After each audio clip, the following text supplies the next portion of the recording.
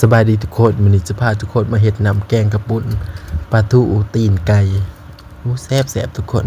ไผที่มากินตีนไก่นี่ห้ามพลาดเด้อทุกคนก่อนอื่นหมดเฮาก็จะมาผ่ามะพร้าวหาวเพื่อเอาไปเฮ็ดน้ำกะทิถ้าว่าไผมักน้ำกะทิหลายๆมักมันๆก็สามารถใส่เพิ่มอีกหน่วยหนึ่งหรือ2หน่วยก็ได้เด้อทุกคนแต่ว่าเฮาบ่มักมันปานใด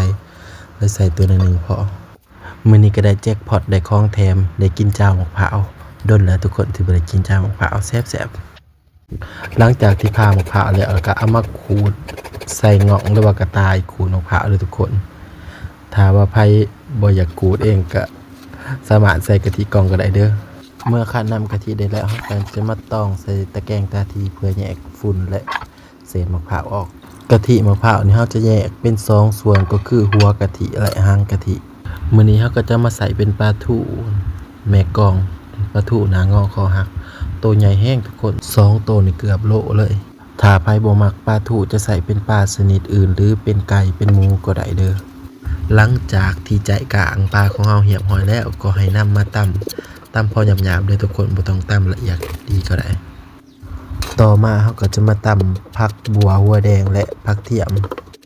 จากนั้นเราก็จะมาตำน้ำพริกหนาข้าวปุ้นน้ำมะพริกแห้งไปต้มแล้วมาตำให้ละเอียดหรือไผจะบดเอาก็ได้เด้อบางสูตรเพิ่นก็จะใส่มะพริกป่นที่บ่ผ่านการคั่วมาเจียวน้ำหนาแต่ว่าเราจะบ่เฮ็ดสูตรนั้นเพราะว่าเวลาเจียวน้ำหนามันจะเกิดกลิ่นฉุนและเฮ็ดให้เราจามได้หลังจากนั้นก็ให้เจียวผักบัวหัวหอมที่เราตำไว้ให้หอมแล้วตามด้วยเนื้อปลาตามด้วยหางกะทิเล็กน้อยและปรุงรสด้วยเกลือเป็นนัวผงปรุงรสน้ำตาลและกะปิ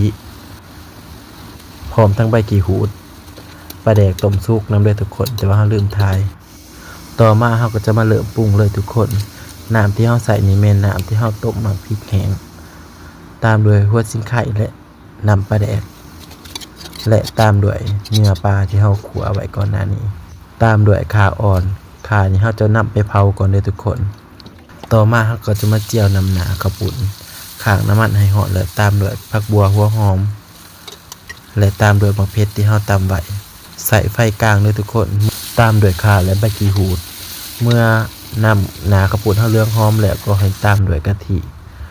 แล้วก็พัดไปจนกว่าน้ำหนาข้าวปุ้นเราจะแตกมันเมื่อเราเจียวน้ำหนาข้าวปุ้นเราได้ที่แล้วก็ให้ตักลงหม้อแกงข้าวปุ้นได้เลยและก็ตามด้วยหางกะทิที่เราแบ่งไว้เมื่อน้ำข้าวปุ้นเราฟดดีแล้วก็ให้ตามด้วยตีนไก่